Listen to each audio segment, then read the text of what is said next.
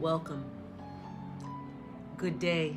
This 40th day, meaningful moments, 365 days. A meaningful moment came for me when I was sitting right here on this couch last night. And it came along the lines of voice, the energy in voice. No, I'm not talking about the show The Voice, although I do like that show too. Hearing and seeing people express themselves and sing from that passionate place in their heart. But it was a voice that was singing last night. So we had finished work a little bit late last night and had a little bit of a later dinner and finally sat down for a little bit and thought to ourselves, maybe we can catch a little bit of some show that's just like a relaxing kind of episode where we can just chill. And we had recorded Zoe's Extraordinary Playlist. Some of you may be familiar with that show and its musical kind of format. And I think we enjoy listening to the storyline. Sometimes it's, more meaningful than others. And sometimes the songs that are sung and the creative style and arrangement that they do it in are pretty intriguing for me personally. And I know my husband can tolerate some of that too.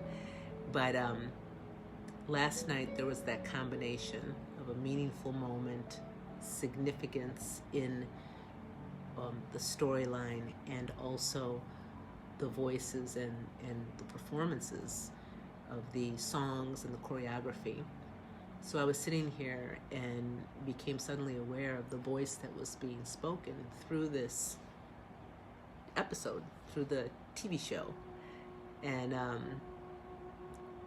it was beautiful in that moment of recognition to have lived enough to see the evolution of this voice that spoke about the types of social injustices that many of us have endured.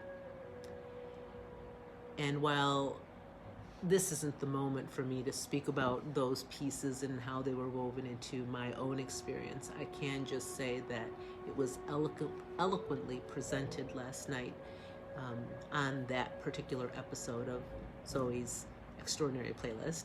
And it was two songs that were sung. Michael Kiwanuka's song, and that is Black Man in a White World. I think that's what it's called. And then the other one was Janelle Monáe's Walking on a Tightrope.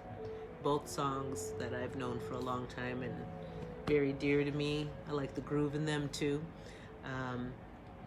But the voice that stood out for me was one that's been speaking for such a very, very long time, as long as I can remember, throughout my whole lifetime.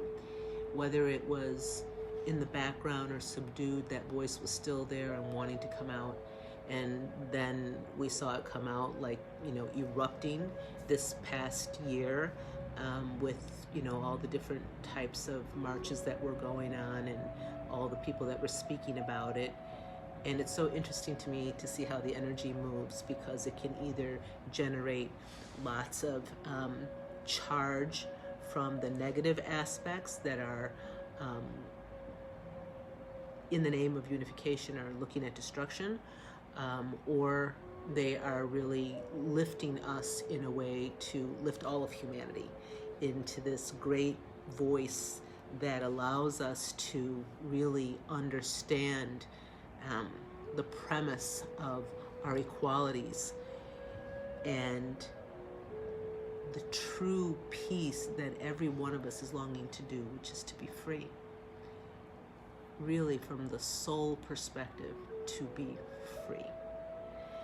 And in that meaningful moment last night, it was the song, it was the dance, it was the words, it was the perspectives, and it was all very fresh. And I felt so honored to have lived long enough to watch this evolution in humanity. So Perhaps you can relate to some of those pieces in your own story and what you've observed and watched. Perhaps you've been inspired over the past year for the first time, recognizing bits and pieces and how they're woven into your story.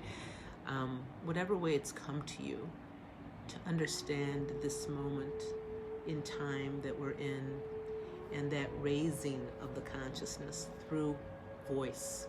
And if we can tap into that voice with the true power of who we are, of the true power of where we are today, as we evolve in consciousness, individually and collectively, then I believe we'll all be having meaningful moments knowing our true voice.